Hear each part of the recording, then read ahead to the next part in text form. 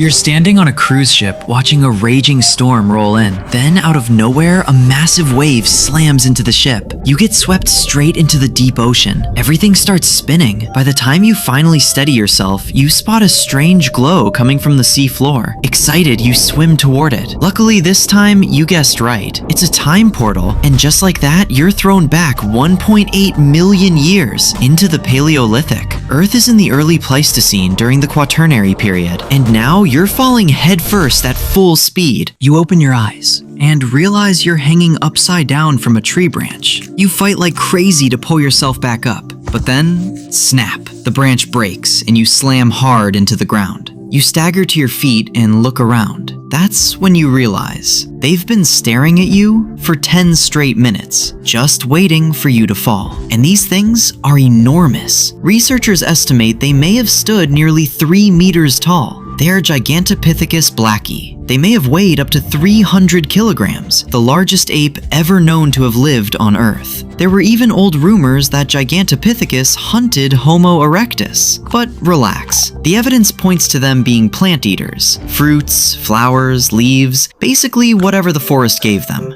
With bodies that massive, they likely weren't built for nimble tree climbing. But on the ground, that kind of size and strength would make them almost untouchable. So yeah, maybe don't mess with them.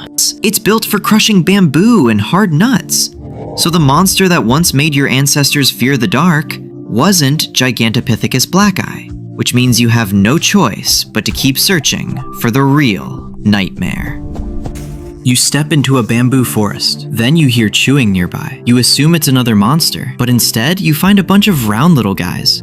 Each one is only about 3 feet long, sitting there hugging bamboo and munching away. You think they're pandas. You're right, and also not quite. More precisely, they're the pygmy panda, an early ancestor of today's panda. By then, bamboo was already a huge part of their diet. Their fur still carries a faint brownish tint, and they're much smaller than modern pandas. They may be a little leaner than the pandas you know today, but when they look up at you, that expression is exactly the same. Then suddenly, a chill runs down your spine. The pandas instantly drop their bamboo, turn around, and run. A striped figure steps out of the bamboo. It's a Megantereon, a member of the saber-toothed cat subfamily. About 5 feet long and weighing roughly 260 pounds. And the way it kills is terrifyingly precise. It pins you down with its front paws, leaving you completely helpless.